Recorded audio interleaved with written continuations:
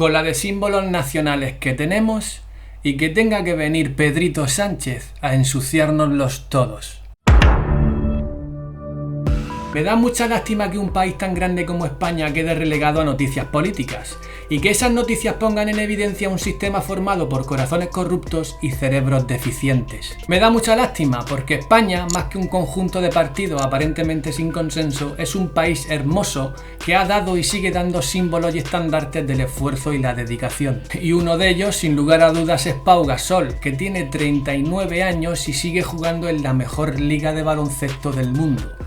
Probablemente no tarde mucho en retirarse, pero sea cuando sea que llegue ese momento, nadie podrá negarle ya su palmarés ni su educación. ¿Quién iba a decirle a este chico de 16 años que hacía sus primeros pinitos en el Cornellá, antigua cantera del FC Barcelona, que terminaría convirtiéndose en el segundo español de jugar en la NBA después de Fernando Martín?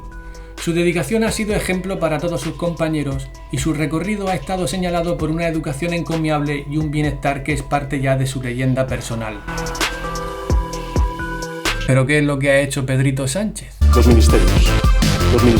Pues sí, Pedrito Sánchez simplemente ha sido ejemplo de la mentira, el engaño, la tergiversación y la demagogia. Está de presidente por penalti y de chiripa, y en el ejercicio de su desempeño en funciones no ha conseguido más que caldear el ambiente, avivar el recelo separatista, recordar la consternación del terrorismo y degradar hasta un límite insostenible esa esperanza que teníamos como pueblo de que los mecanismos de la democracia volvieran a girar de nuevo en aras de un gobierno que, aunque fuese mínimamente representativo, al menos diese algo de estabilidad a nuestra idea de Estado y otorgase de nuevo credibilidad a la imagen de nuestra nación. Pero Pedrito el Ocupa no nos ha dado ni eso. Y España se merece mucho más. España se merece mucho más que un conjunto de políticos descerebrados que han parecido olvidar lo que significa tener raigambre cultural, amor por las raíces y la suficiente calidad humana como para representar todo eso sin opulencia y sin superioridad. Y ahí es donde entra Gasol.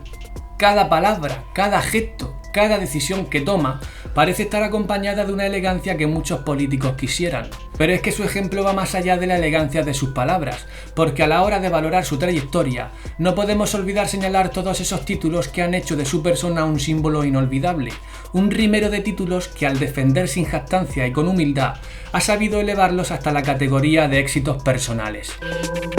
Porque el éxito no es simplemente la conquista de un título, sino convertir ese camino en un ejemplo de esfuerzo y superación. Y es que puedes tener muchos títulos y ser a la misma vez un infeliz, porque el éxito personal no reside únicamente en la acumulación de medallas en una vitrina, sino en conocerte a ti mismo en el desempeño de todas esas conquistas y saber utilizar esa sabiduría como discurso vital que pueda servir de apoyo y referencia para todos aquellos que en un momento determinado puedan verse perdidos en la inmensidad de la existencia. A mí me gustan las personas que viven y hablan desde la humildad y no aquellas que simplemente se centran en la habilidad de conseguir un triunfo, porque la humildad es símbolo de entereza moral y la habilidad también lleva a veces consigo el desorden de la trampa y el ardid.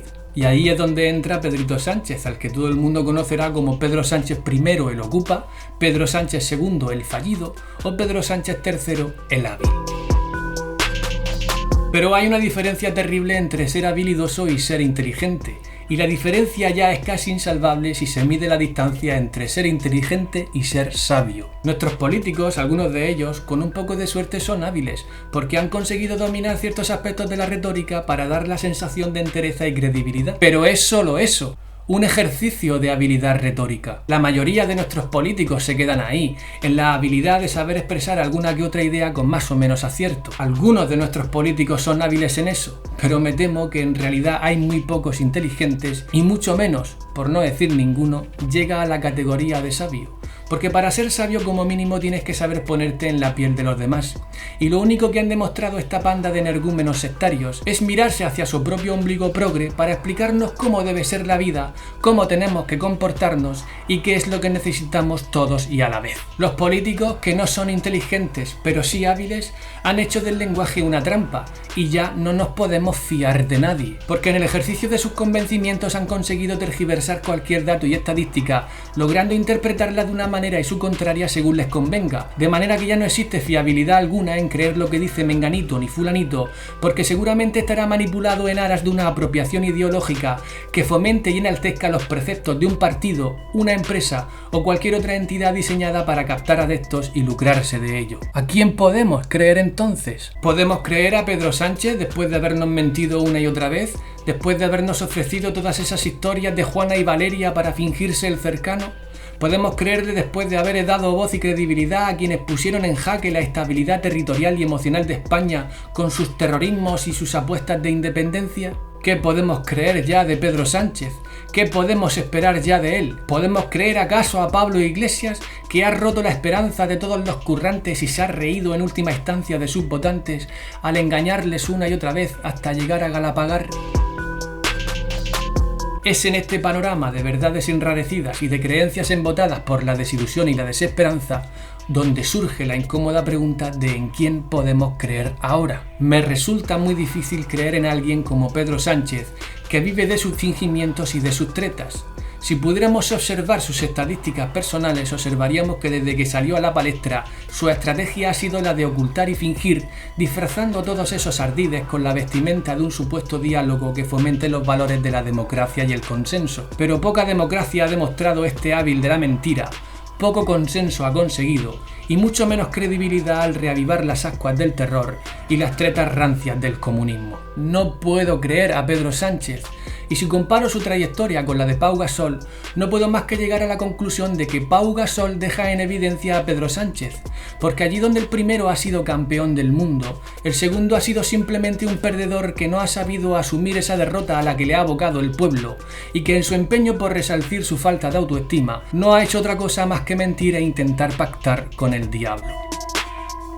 Pau Gasol es un ejemplo de estabilidad, un símbolo y una leyenda viva de la que me siento orgulloso no solo como español, sino como ser humano. En el supuesto de tener que elegir a un representante de la humanidad, elegiría 1.000.000 de veces antes a Pau Gasol que a Pedro Sánchez, y no solo lo haría por su estatura física, sino por su altura moral, porque en el recorrido de todos estos años en los que ha estado al máximo nivel, ha demostrado que la competición no está reñida con la amistad, que el emprendimiento no implica separarse de los problemas del pueblo y que el éxito, la fama y la riqueza no son sinónimos de esa prepotencia asquerosa que adolecen muchos de nuestros políticos, que ni son sabios ni inteligentes y que a duras penas se les puede tachar de habilidosos.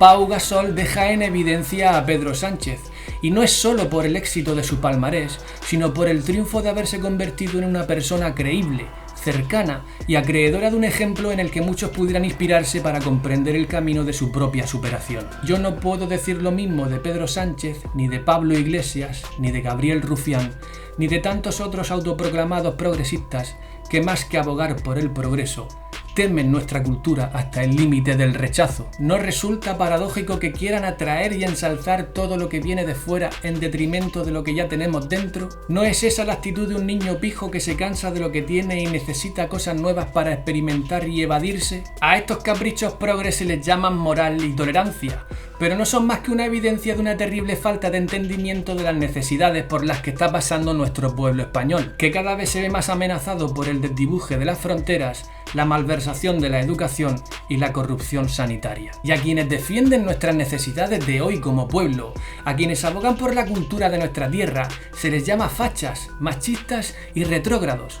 Y al llamarlos así se están cargando y de un plumazo el ejemplo de creatividad filosófica y artística de toda la generación del 98, que afectados por la crisis moral, política y social de su tiempo, optaron en sus composiciones por enaltecer los valores de nuestra tierra, tal y como a día de hoy están haciendo al parecer únicamente los de Vox. La izquierda acude a todos los debates con la pancarta del progresismo, pero lo único que parecen aportar al panorama social es una dictadura moral, una policía del pensamiento que persigue y censura todas las expresiones que no se adecúen a su línea ideológica. Vivimos hoy más que nunca bajo los edictos de la censura, y las redes sociales, vestidas de aparente libertad de expresión, en realidad son un cenagal compuesto de opiniones variadas, de las que solo parecen ser premiadas las que indican cierto atisbo de aceptación al sistema, y el resto o se castigan o son censuradas.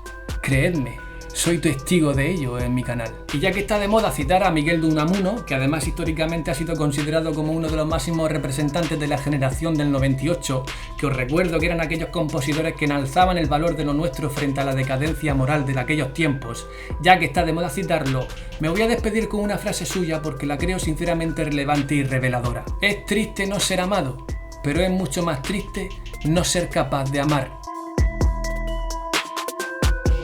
A todos aquellos que no sois capaces de amar a España, de amar lo vuestro, ¿cómo vais a ser capaces de amaros a vosotros mismos?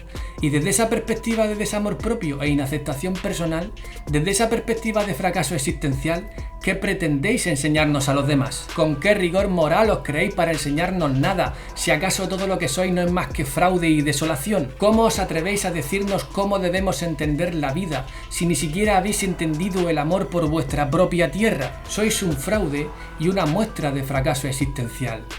Ni sabios, ni inteligentes, y a malas penas hábiles. Yo, desde luego, no elijo a ninguno de ellos, y me quedo, sin lugar a dudas, con el ejemplo de Pau Gasol.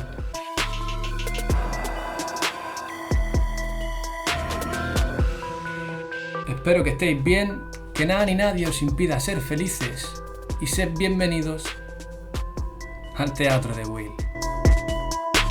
Bueno, y si ya ves que te viene bien, pues nada, suscríbete, dale al like, comparte y hagamos grande el Teatro de Will. Are you listening? Damn.